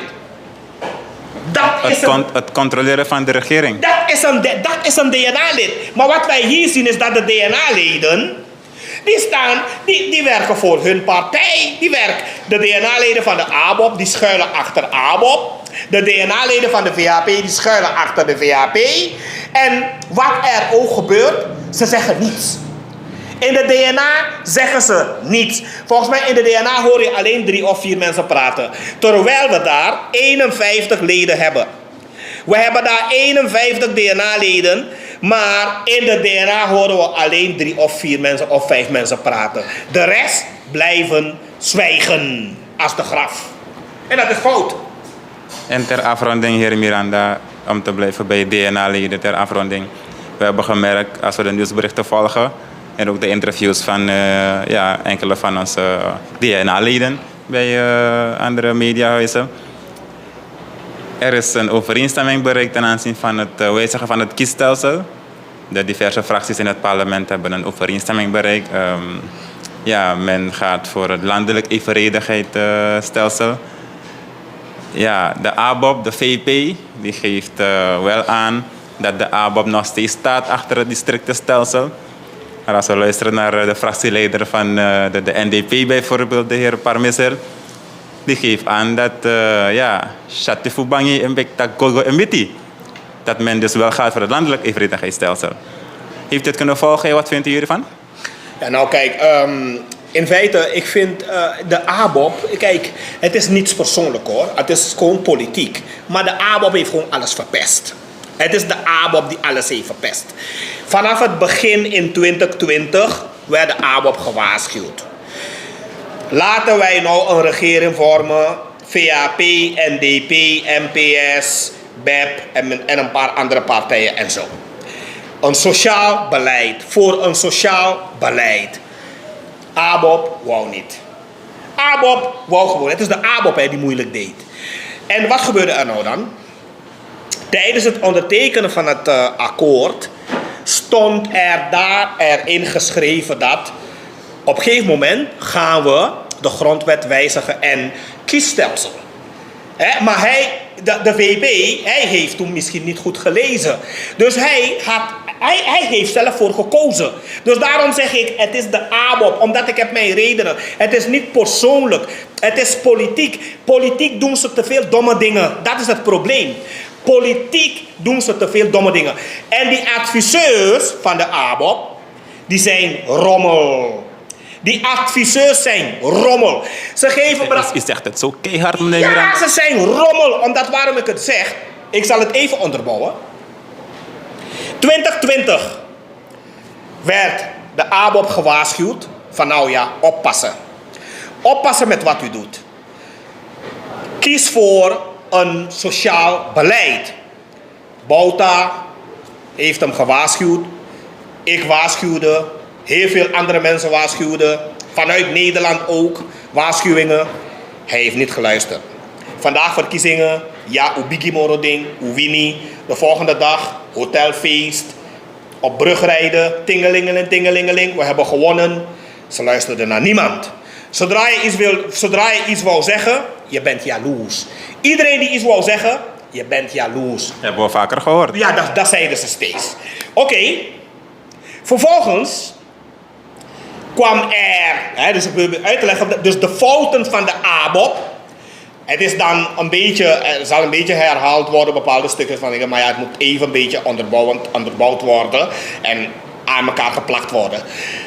Vervolgens zei de ABOP van nou ja, wij gaan voor de VAP, NPS, PL een coalitie vormen.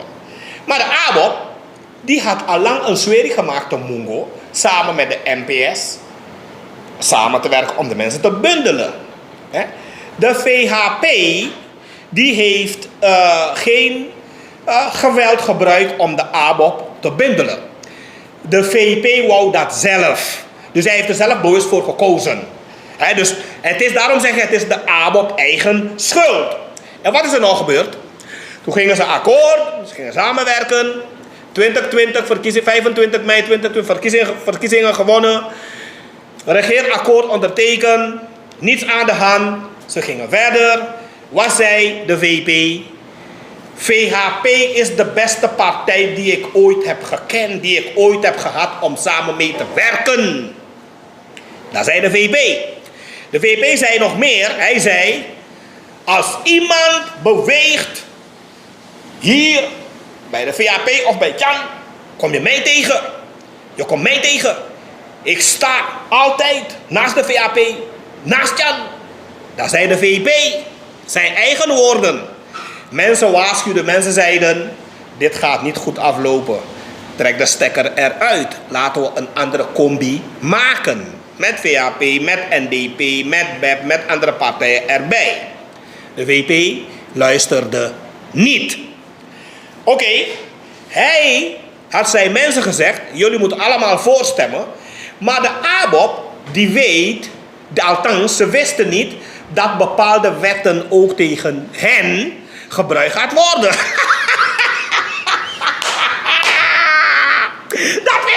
Dat wist de ABOP niet. Lastige zaak. Ja, lastig. Dus de ABOP gaf opdracht om steeds voor te stemmen. Hij zei het in DNA, hè. Dus die VP zei in DNA dat alle DNA-leden, jullie moeten allemaal voorstemmen. Ik ben de baas van de ABOP. Ik ben de baas, jullie moeten allemaal voorstemmen in de DNA. Oké, de DNA-leden dachten van nou ja, oké. Dus ze gingen allemaal voorstemmen. En daar komt het. Wat gebeurde er nou dan? Bepaalde van die wetten, juridisch, kunnen die wetten ook gebruikt worden tegen de ABOP. Tegen de voormannen, leiders van de ABOP. Maar dat wist de ABOP niet. Dat wist de ABOP niet. En de meeste adviseurs van de ABOP, wat doen ze? Ze spelen een spelletje met de ABOP. De meeste adviseurs van de ABOP en bepaalde mediagroepen van de ABOP, ze laten de ABOP alleen maar op Miranda focussen. Focus maar op Miranda. Focus maar op NDP. Focus maar op BEP. Focus jullie maar op de NPS. En de VAP laten ze met rust. Dat doen dus de adviseurs van de ABOP. En de app- en mediagroepen van de ABOP. Terwijl, het is een psychologie, hè. De mensen die geen gevaar vormen voor de ABOP, die worden lastiggevallen door de ABOP'ers. Omdat Miranda, ik kan de ABOP niets maken. Ik kan de ABOP niets doen. Maar de adviseurs van de ABOP en bepaalde voormannen van de ABOP die Facebookgroepen hebben, appgroepen en Facebookgroepen, die laten de ABOP'ers, die zeg maar niet zoveel weten over de politiek, die laten ze op Miranda focussen. Ga Miranda uitschelden. Ga Miranda lastigvallen. Ga voor BEP liegen. Ga voor de NPS liegen. Ga jullie NDP lastigvallen. En die ABOP'ers zijn zo dom. De echte mensen die die plannen hebben met hen, juridisch, is de VHP. Maar die laten ze dan met rust. Zo dom zijn ze. Dus ze laten de VHP met rust. En ze gaan Miranda lastigvallen, ze gaan Miranda stalken, NPS stalken, BEP stalken, liegen voor heel veel andere mensen die geen enkele gevaar vormen voor de ABOP. En kijk wat er gebeurt. De ABOP, de VHP komt met een aantal wetten. En die wetten die worden allemaal goedgekeurd in de DNA. Op een gegeven moment kwam de president met de mededeling: per vandaag gaan wij grondzaken deels bewerkstelligen, behandelen via het kabinet van de president. Dat zijn die wetten die allemaal zijn goedgekeurd in de DNA. Dus de president die gaat nu per president besluitvorming bemoeien met ROGB, grondzaken. Dan vraag je de VP, de president is bezig grondzaken af te pakken. Hij gaat nu bemoeien. Mevrouw Dinolta moet nu langsgaan bij hem. Hij moet ook tekenen. Anders mag niets uitgegeven worden. Dan zegt de VP, oh, ik weet niets. Minosabi niks. Ik weet het niet hoor. Minosabi niks. Waarom bent u daar? Ziet u nu dat u eigenlijk niet geschikt bent? Belfort zou het veel beter doen, sorry. Maar Belfort als VP, hij zou het veel beter doen als VP Ronnie Brunswijk. Belfort zou het veel beter doen. Maar om even in te haken, heer Miranda. Ja. We hebben de reactie ook gehoord van enkele DNA-leden. Ja. Die geven aan dat de president als regeringsleider, als staatshoofd, Ja. dat hij wel de bevoegdheid heeft om in te grijpen bij ministeries. Nou, hij heeft inderdaad wel enig vorm van bevoegdheid om bepaalde zaken te corrigeren. Zo is hij ook bevoegd om een minister te ontslaan, et cetera. Als een minister niet goed werkt enzovoort. En als u dat op een rijtje zet, dan wat is uw mening dan over de kwestie?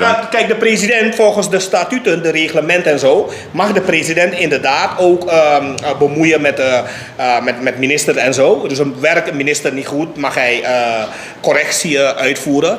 Dat mag inderdaad.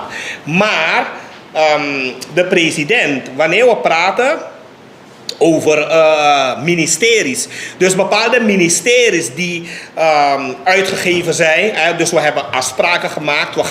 We ondertekenen een stuk en zo. Nou, dat betekent dat een bepaald ministerie, bijvoorbeeld Volksgezondheid, is bij de VHP. En grond- en bosbeheer is bij de ABOP en zo. Natuurlijke hulpbronnen over goud, hout, et cetera, is bij de ABOP. Maar de regering is één en ondeelbaar, hè? Ja, kijk, precies, maar dat is nou juist het probleem. En eigenlijk, het probleem is dat wanneer er bepaalde afspraken gemaakt zijn van aangaande ministeries, dan mag je niet zomaar gaan inmengen met een ander zijn ministerie.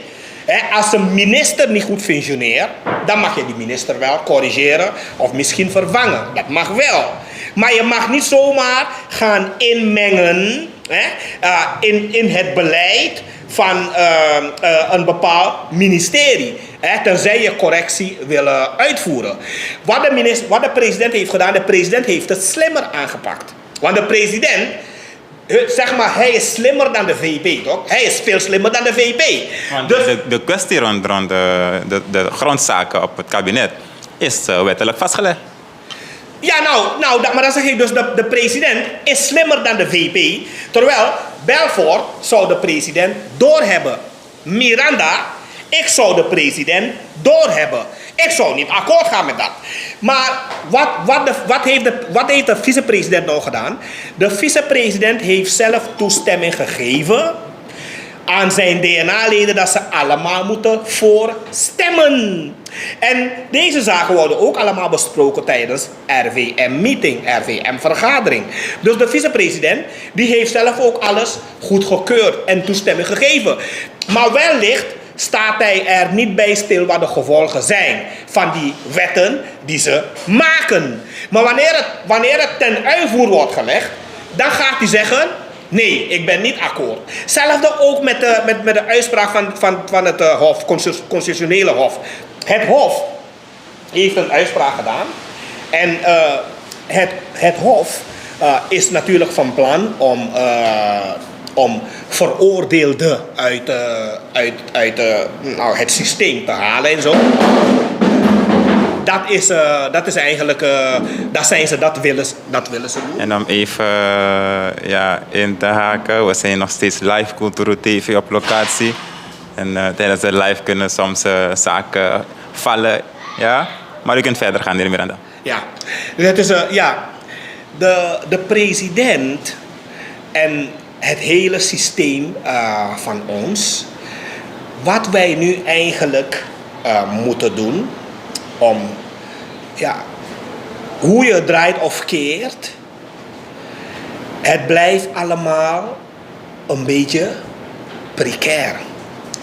Omdat de president en de VP, alles wat er gebeurt, de VP en de president, ze zijn overal van op de hoogte.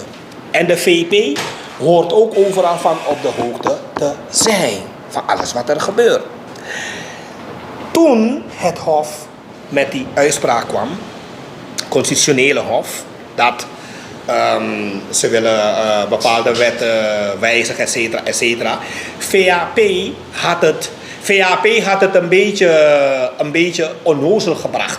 Een beetje gebracht alsof het heel gewoon is.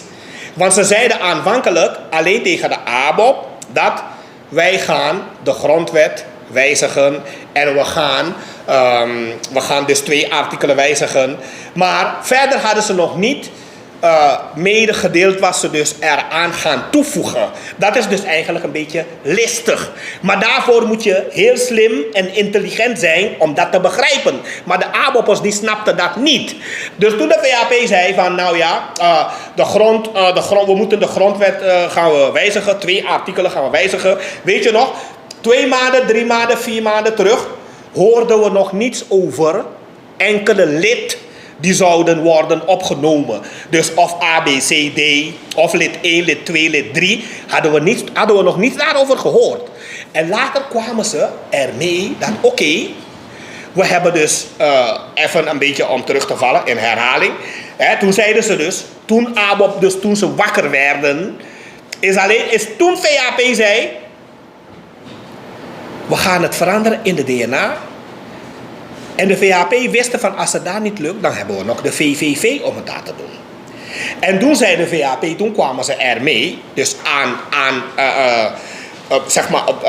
hadden ze eraan toegevoegd dat, we kunnen ook opnemen dat als je gevangenisstraf hebt gehad, als je bent veroordeeld, dan mag je niet meer meedoen. Dus toen de ABOP dat hoorde, toen dachten ze, mijn God, wat gaat er gebeuren? Ze willen ons eruit halen. Maar dat was al lang het plan. Dat was al lang het plan. Nou, dus daarom zeg ik, persoonlijk, ik heb niets tegen de ABOP en tegen ABOP'ers. Maar politiek zijn ze een beetje achter. Ze zijn achter politiek. En kijk, ik wil niet groot praten of zo. Ik ben hier ik zit bijna een uurtje hier te praten met meneer, met Culturu TV. Mijn kennis aangaande de politiek, mijn kennis over de politiek. Ik ben geen leerling in de politiek. Ik ben geen leerling wat betreft de politiek. Een voorbeeld. Ik ben niet bij de ABOP. Want laatst hadden ze een oud materiaal gepakt en gedeeld dat ik bij de ABOP ben, et cetera, et cetera. Dat zou mijn laatste vraag zijn, ja. Maar het is oud materiaal hoor. Ik ben niet bij de ABOP. Maar was ik bij de ABOP? Als ik bij de ABOP was, dan zou dit soort rommel niet gebeuren. Dit soort rommel zou niet gebeuren. Nooit, never zou dit soort rommel gebeuren. Kunt u kort aangeven, om af te sluiten, heer Miranda, kunt u kort aangeven op welk moment het ging? En want die video, ik ben begonnen die video te posten. En kunt u dat aangeven, heel kort? Het moment waar u met de ABOP-shirt zat en aan het tekenen was, heel kort. Nou, dat is heel lang terug. Dat was ergens volgens mij in 2019, ergens in 2019 was het, ergens daar in, ik weet niet precies wanneer, maar het was ergens in 2019. Ik was inderdaad even bij de ABOP. U was dus lid van de ABOP? Ik was even, dat weet iedereen, ik was even bij de ABOP, maar toen kreeg ik bonje met Bordeaux en zo. Hij ging live op mij, hij ging me uitschelden en zo. Toen kregen we meningsverschillen, et cetera. Toen dacht ik, nee, Jamino Mantanja, die man die is fok op. en dat gedrag van domineren, baas spelen, et cetera. Ik dacht van nou ja, dit is niet goed. Ik was ongeveer een week, alleen een week daar, ongeveer een week. Toen was ik gelijk weg. Je was een week bij de ABOP en je vast naar Bordeaux. Ja? Meningsverschil. Maar hij ging steeds live op mij. Maar ik go live, hij make this maar bellen, kost me, bellen, soort me, om en zani. Ongeveer alleen een week. Dus alleen maar één ontmoeting. Die ene ontmoeting wat u zag. Alleen maar die ontmoeting. Daarna nooit meer elkaar gezien. Nooit meer elkaar. Er zijn ook geen andere beelden, ja. Want we hadden elkaar ook nooit meer ontmoet. Alleen maar daar hadden we elkaar ontmoet. En daarna deed Bordeaux een paar gekke dingen met mij. Ik ging bellen, ik ging live, et cetera. Toen dacht ik, nou, dit is niet goed. Het was ongeveer een week. Dus nooit meer was er een andere ontmoeting. Nooit een andere ontmoeting. Alleen daar, één keer ontmoet één keer daar. Daarna nooit meer. Er is ook geen enkele andere beeld van ergens anders of wat dan ook. Want dat bestaat gewoon niet. Dus ter verduidelijking voor de mensen die misschien twijfelden. Maar de video gaat nog steeds rond op bepaalde social media kanalen. Ter verduidelijking, heer Miranda. Je was lid van de ABOP voor een week. En je vast naar Bordeaux, Joël Martinez. Heeft meningsverschillen gehad met de heer Bordeaux. En je bent toen uit de ABOP gestapt. Nou ja, heeft er een beetje meer gespeeld. Want die beelden zijn er ook. Hij ging live op mij. Hij liet mensen mij uitschelden. Zei ja, Miranda, ja, muko ya ko teke positie. Miranda, ja, muko ya ko falwi lastig. Ja, Miranda. Ik dacht van, hè? Wat is dit? Ik ben gekomen om te helpen, niet om dingen, om positie te pakken, et cetera. En heeft dit als nieuw lid, heeft u dit niet kenbaar gemaakt aan de voorzitter Ronnie Brunswijk? Nou, ik had het toen kenbaar gemaakt. Ik had het besproken toen met Jakti en met Gorba toen besproken. En ik had toen gezegd van nou, dit is niet goed. Niet met de voorzitter dus? Nee, die krijg je nooit telefonisch te pakken. Nooit, never krijg je die telefonisch te pakken. Nooit. En dus ja, ik had dat besproken met Jakti en met Gorba. Van nou ja, dit vind ik niet goed. Ik voelde me daar niet prettig bij. Dus ik was alleen ongeveer een week daar. Toen ben ik weggegaan. En nooit meer elkaar ontmoet. Nooit meer elkaar gesproken of wat dan ook. Nooit meer. Alleen één keer daar. En dat is dus dat filmpje wat u dus ziet. En een paar mensen die posten het, ze sharen het, ze zeggen Miranda is bij de ABOP. Maar dat is niet waar hoor mensen. Ik ben niet bij de ABOP. Ik ben nog steeds bij een andere partij waar ik ben, BEP. Daar ben ik. Oké, ik praat nu op eigen titel, dus ik wil niet te veel daarover uitweiden, et cetera. Dus ja, maar ja. Ja, dat is het gewoon een beetje. Ja. Dat is het gewoon, geeft de heer Bennie Miranda aan. Tot slot, ja, kijkers van Culturu TV. De heer Miranda zegt op deze vrijdagavond: Ano alla taki, boom voor taki. De functionarissen, ja, de mensen in de top, maar vrijwel iedereen. We moeten letten op onze woorden, sapsawe taki. Ja, ano alla taki, boom voor taki. Geeft de heer Miranda aan op deze vrijdagavond. Tot slot, meneer Miranda. We hebben tal van ontwikkelingen gehad de afgelopen tijd. De stijging van de brandstoftarieven, de benoeming van de koning, de uitspraken van de minister van Binnenlandse Zaken. Ja, de koers die lijkt te gaan stabiliseren, lijkt te gaan droppen. Het ziet er naar uit dat het aan het droppen is, laten we dat goed zeggen. Tot slot, heer Miranda, oplossingsmodellen. Ja, uw advies naar de regering toe, want we horen de kritieken ook, meneer Miranda. De heer Bennie Miranda praat geeft alleen maar de problemen aan. Hoe stap dit probleem ba? Horen we ook vaak, ook via onze channel, als we de comments lezen, heer Miranda. Ja, hoe stap dit probleem ba? Sa Miranda, ik leg uit bakka. Hoe heb je moeilijk ba? Ja. Oplossingsmodellen, Miranda, tot slot. Kort en krachtig. Oplossingsmodellen naar de regering toe, de beleidsmakers, maar ook de samenleving. Want de situatie is moeilijk. Ja, dus het is al bekend. De prijzen zijn, alles is zo duur in de winkel. Kunt u concreet enkele oplossingsmodellen aandragen voor de regering, de beleidsmakers, maar ook Amantapastrati, de burger? Tot slot. Ja, nou, de regering, allereerst, ik denk dat het moeilijk wordt. Dat het ingewikkeld zal blijven. En het zal ook niet veranderen hoor, voorlopig. En in 2025 zal het ook niet direct veranderen. Omdat wat nu gebeurd is, als je bijvoorbeeld op straat kijkt, dan ziet u dat de benzineprijs zakt en de koers stijgt.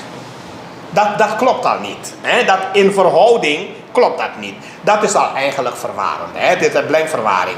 Hè? En de koers is essentieel om een land goed te kunnen draaien, goed te kunnen runnen.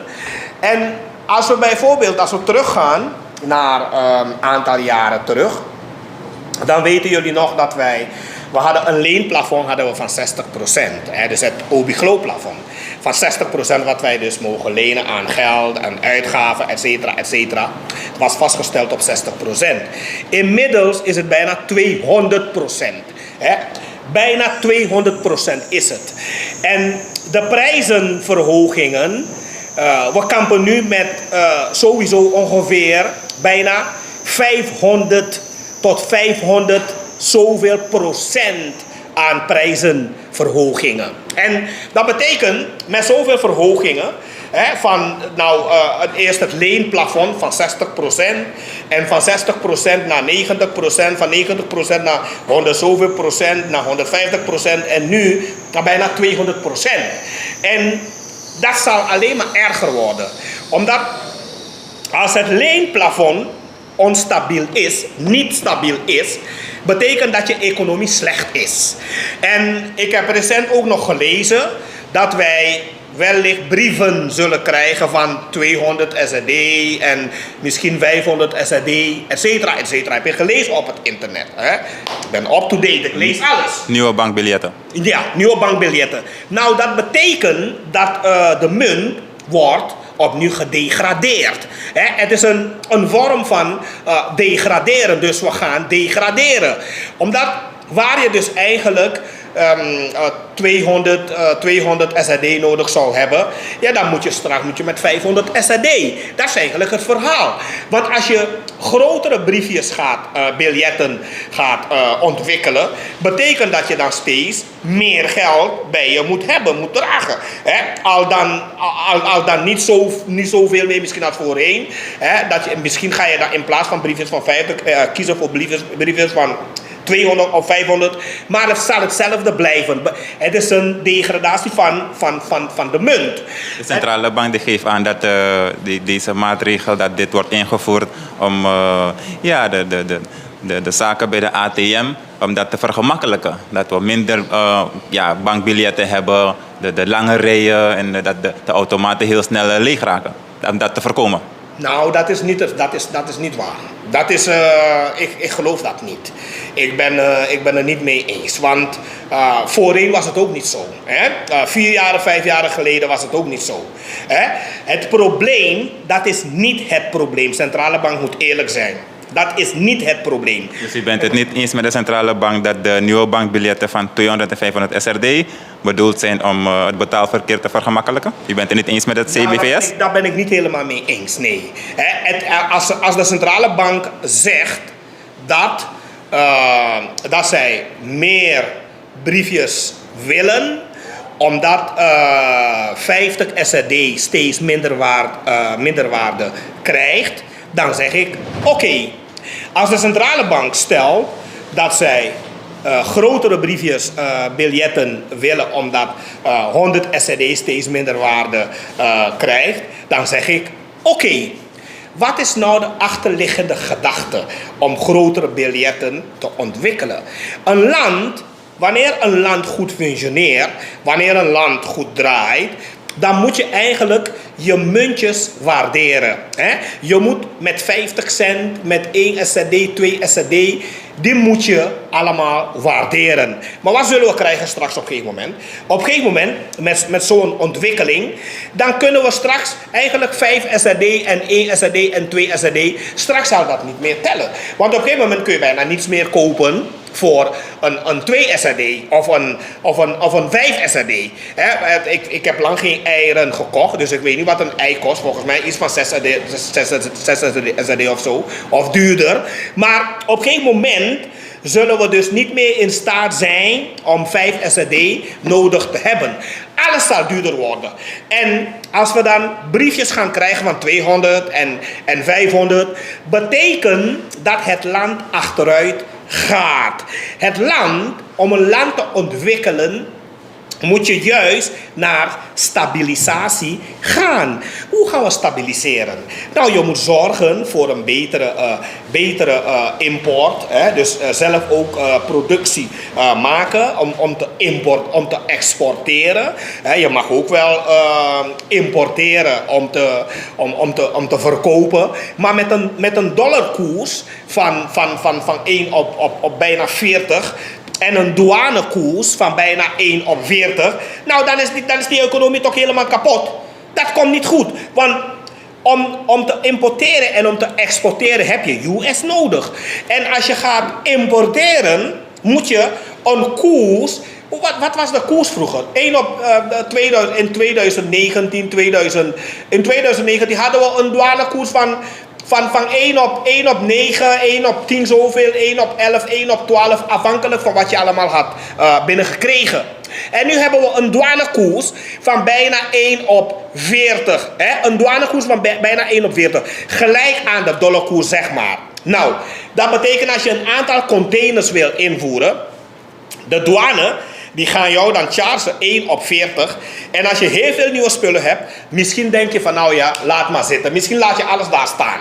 Omdat je dan te veel moet betalen. Dus dat is wat er dan gebeurt. En de economie, om de economie te stabiliseren... heb je ook een beetje goedkopere spul nodig.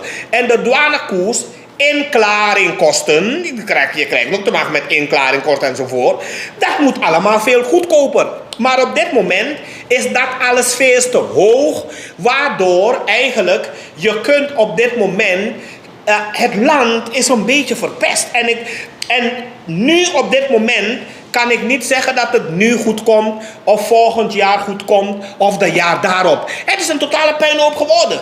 Want we moeten eerst een normale invoerkostenkoers hebben. We moeten een normale dollarkoers hebben om spullen in te voeren. En dus als u in de positie was om de minister van Financiën of de president te adviseren, concreet 2 oplossingsmodellen. Nou, kijk, de regering heeft het zelf een beetje verpest. En welke 2 oplossingsmodellen zou u de president geven? Nou, de president, ze moeten nu proberen. Ik zei het net al, ook al zou ik enig oplossing voor schetsen. Tegelijkertijd zie ik ook dat het bijna niet mogelijk is nu op het moment. Want die oplossingen, je komt er toch niet onderuit. Redenen waarom? We zitten met het IMF. Het IMF die heeft laatst nog geld verstrekt aan ons. En het IMF die stelt eisen. Dus we komen er niet onderuit aan dat. De douanekoers is bijna 1 op 40. En de olieprijs is ook bijna 50 SED. Dus die dingen moeten eerst gestabiliseerd worden. Dan kunnen we praten over een sociaal beleid. Maar nu voorlopig komt het echt niet goed. Ja mensen, ik ga jullie groeten. Het was heel leuk hier te komen. Culturu TV, bedankt, het was gezellig. Een fijne avond voor jullie allemaal. Groetjes vanuit hier. Bennie Miranda, bye bye. En zo hebben we dat gehoord van de heer Bennie Miranda op persoonlijke titel, op eigen titel. Hedenavond nog steeds live via Culturu TV. Kijkers, we hebben eerder op de dag gesproken met een deskundige, financieel deskundige, een econoom.